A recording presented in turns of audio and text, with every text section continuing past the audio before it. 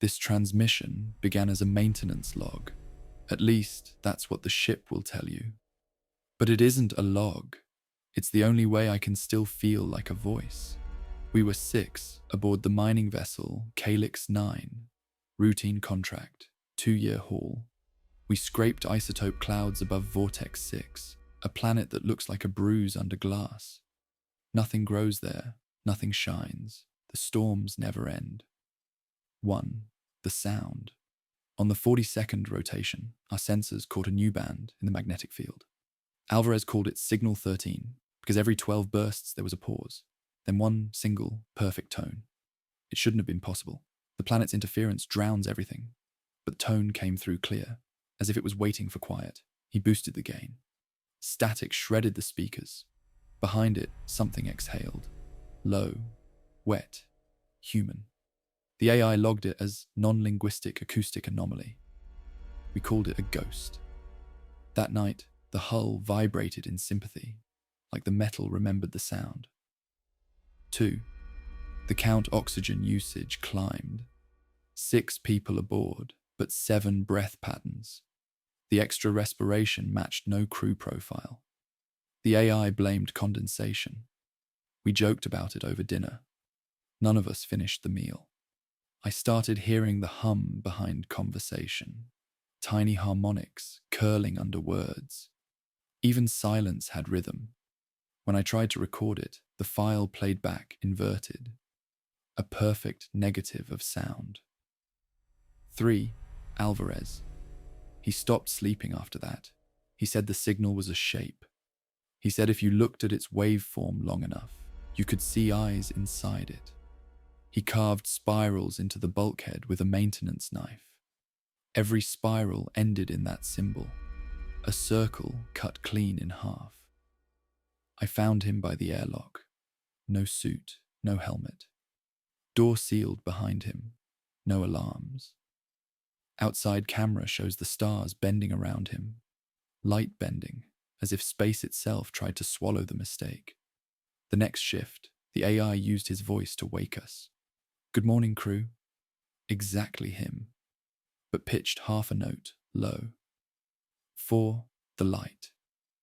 The ship began to glow from the seams. Faint, blue, internal. Like something breathing under the panels. Touching the walls made your teeth ache. The captain ordered a systems purge. When power cycled, the glow didn't fade. Instead, words appeared on every console. Come and see no source code, no signal origin, just those 3 words written in light. 5.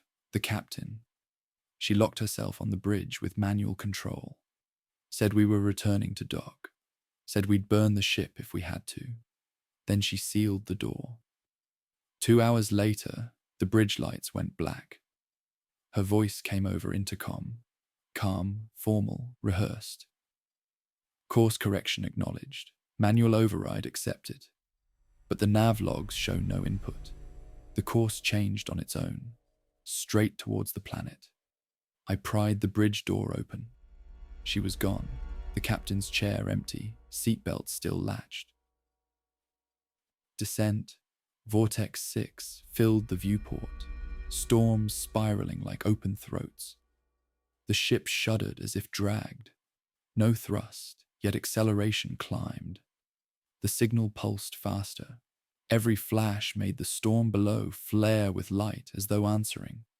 Pressure alarms screamed. The AI whispered, "Do not resist descent," over and over in Alvarez's voice.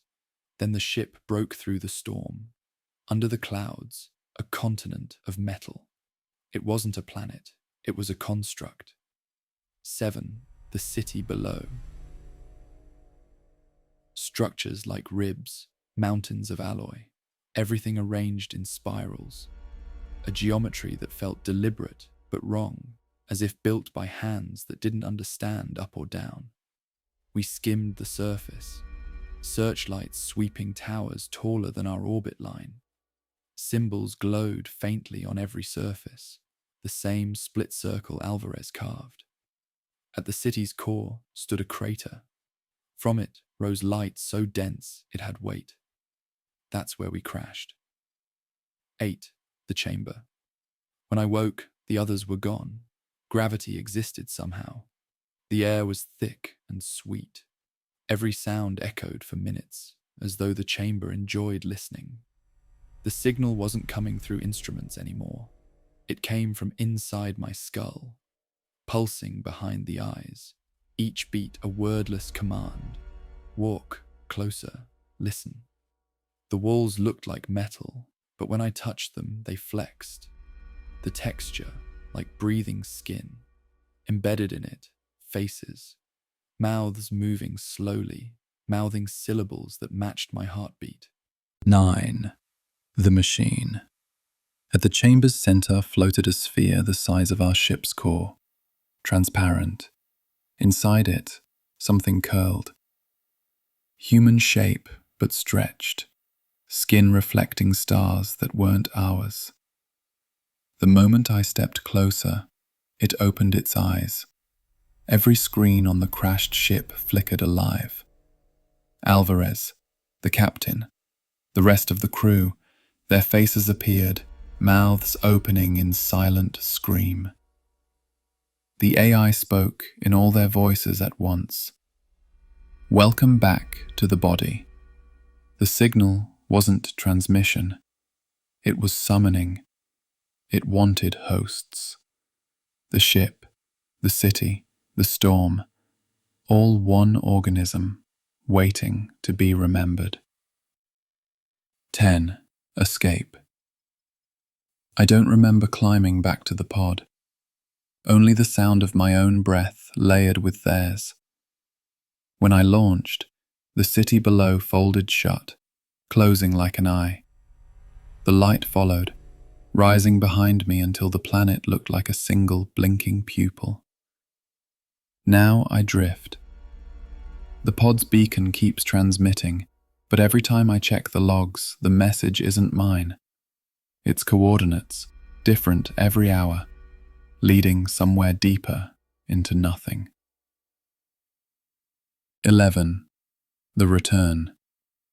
Yesterday, another ship answered. Long-range ping, friendly code. They said they were coming to help.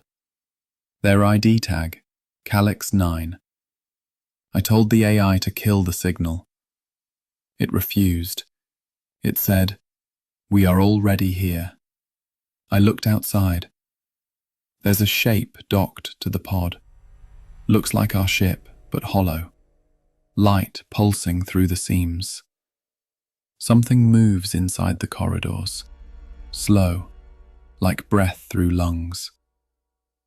Every knock on the hull is in perfect rhythm with my heartbeat.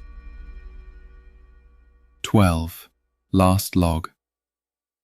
If you find this recording, delete it. If you hear the signal, do not answer. Do not decode. Do not listen for pattern. Sound is a door, and once opened, it learns the shape of the room. It learned ours. Now, it's learning yours. End transmission.